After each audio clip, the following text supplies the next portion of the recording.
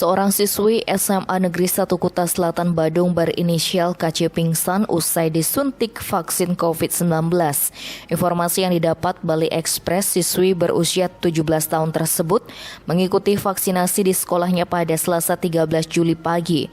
Berselang beberapa menit, dia tidak sadarkan diri. Orang tua korban, Putu Arwate, mengatakan ia pertama kali mendapatkan informasi dari teman anaknya.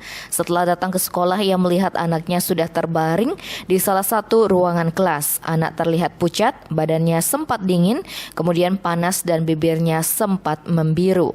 Dari hasil observasi, kata Arwate, kondisi anaknya berubah-ubah. Pemeriksaan tensi pertama menunjukkan normal. Berselang beberapa menit anaknya kejang-kejang. Saat diperiksa kembali ternyata tensinya menurun.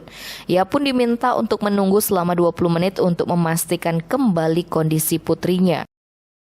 Akhirnya setelah lama menunggu, dia membawa anaknya ke rumah sakit terdekat atas saran guru-guru dan kepala sekolah. Kepala Dinas Kesehatan Badung Dr. Inyoman Gunarte membenarkan kejadian tersebut. Ia mendapatkan laporan bahwa seorang siswi dirawat di RS Surya Husada setelah menerima suntikan vaksin. Menurut Gunarte, setelah menjalani vaksinasi jenis Sinovac, kondisi tubuhnya stabil.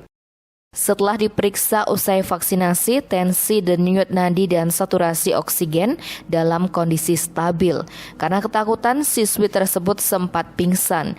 Dan atas permintaan orang tuanya, siswi tersebut diobservasi di rumah sakit. Tim Bali Express melaporkan.